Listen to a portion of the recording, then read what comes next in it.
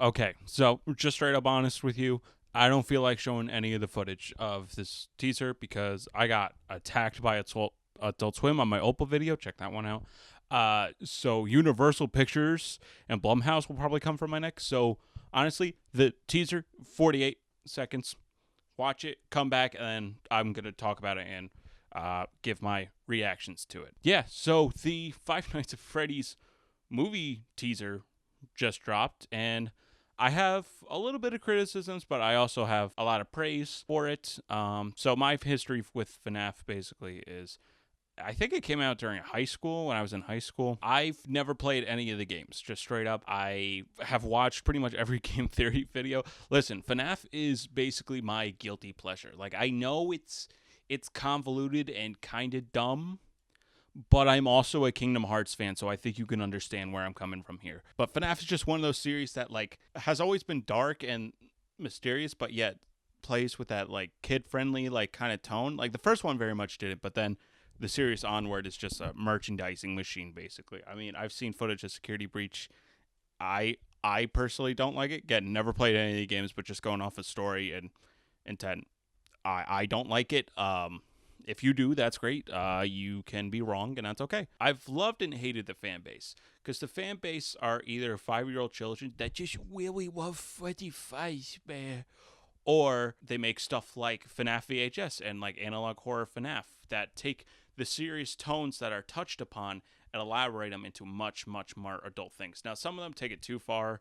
I will admit that, but I feel like the right tone is the original FNAF VHS and the Baddington spiritual successor, Harmony and Horror, and his remakes of FNAF VHS. Also, the Walton Files, very good as well. Take the kind of concept of animatronics pizzeria and turn it up to an adult level, but not like a super edgy level where it's just like, huh, look at all this blood. Isn't blood so cool? Like, actually makes the atmosphere and very creepy. You could check out that reaction video. That was one of the first analog reaction videos I ever did. The FNAF VHS ones over in the description and on the annotation up there. Without further ado, I'm just gonna comb through this trailer and just talk about what I like and what I don't like. And yeah, that's basically gonna be it. All right, so I like the visuals here. I'm looking at my iPad, so if you see me looking down, I like the visuals here. The VHS filter's a little fucking heavy. I think they took the analog horror. I think they've seen some of the analog horror stuff, and they're like, "Oh, let's just make that, but high budget." When the whole point of analog horror is supposed to look shitty, and some of it does kind of look shitty, but for the most part, it's a little too high produced, especially that VHS filter. It's like they only put the opacity for. It's like they downloaded a YouTube video of the, and I've done this too. That's why I'm talking from experience. They took like a VHS filter, right? And then they just only put the opacity to like 50, so it's like you could still kind of see the video and maybe the watermark. Like it's got that feel to it. So straight up, these animatronics look so good. This is a quick shot of them and the shadows and stuff, but my God, they look like they literally like.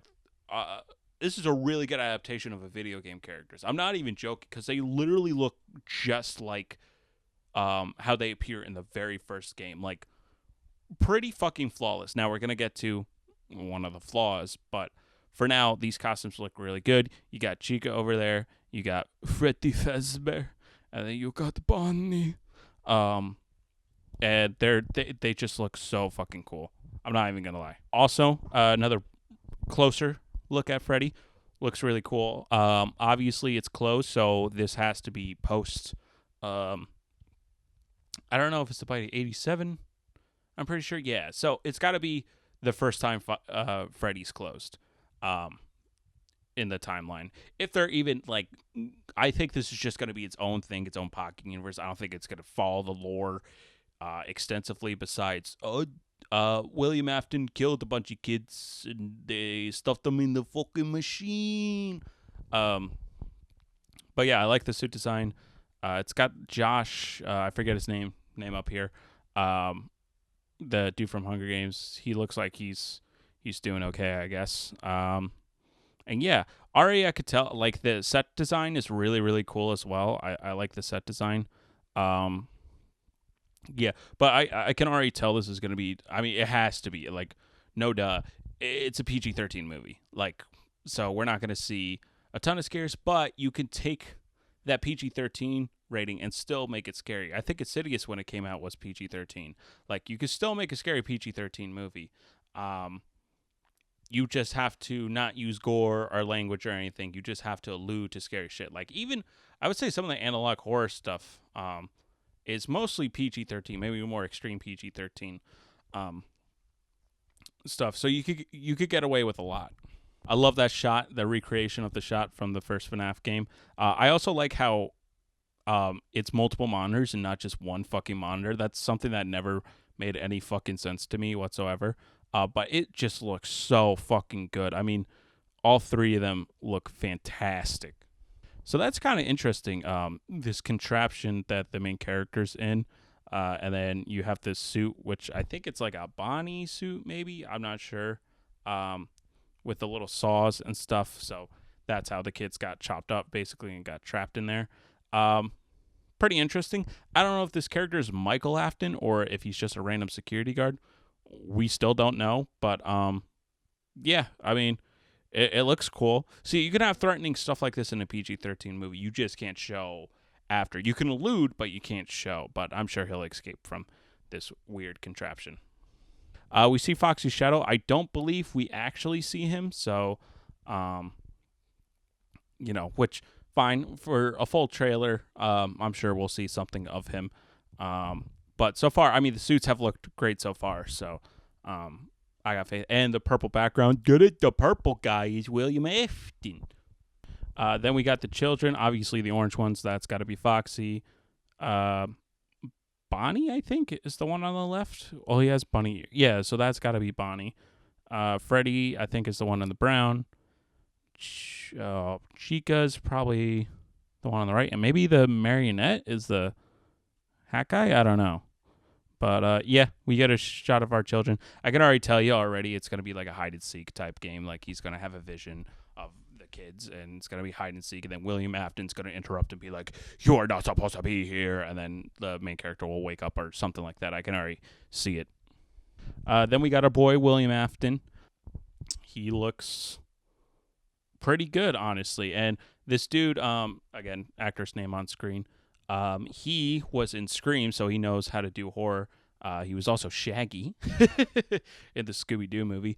I think he'll pull off a good job. I think they're going for a more subtle, less like screaming, yelling William Afton. I think we're going to see some quiet psychopath vibes from this guy. But yeah, I mean, he looks good so far. And then we get, I think that's Freddy that's staring through the ball pit. And you saw the red eyes, but we're going to talk about it right now. So we got our shots of Bonnie and Freddy with the red eyes. All right, this one's already causing controversy. So this controversy is kind of dumb, but I also understand because I think the red eyes are just too obvious. Like when they showed them before, they had regular eyes and stuff like that. And that's still creepy, but I feel like the red eyes is just like when they're in attack mode or devil mode or whatever, and they're going to attack people. Like, I feel like that's just kind of lazy effect. Like, oh, now these things are scary. Where, like, I feel like the effect of the horror of Five Nights at Freddy's is, like, they didn't need to add any more demonic things to it, unless we count Five Nights at Freddy's 4, but that's literally a nightmare. Like, they're trying, oh, this is scary now. When, like, the whole point of it is just, like, innocent-looking animatronics that didn't go rogue. So adding, like, that little red eye element kind of it's too much, I think. I think if they could re-edit it, I would just maybe do like black eyes or like a blank slate or something like that. But I mean, it looks fine. I mean, it's just one little change. So overall, my impressions of this, I think it looks great. I think all the suits look fantastic. They're all practical effects from the Jim Henson group. If you don't know, those guys made puppets not puppets. Those guys made Muppets, like Kermit the Frog and stuff like that. All the Sesame Street puppets.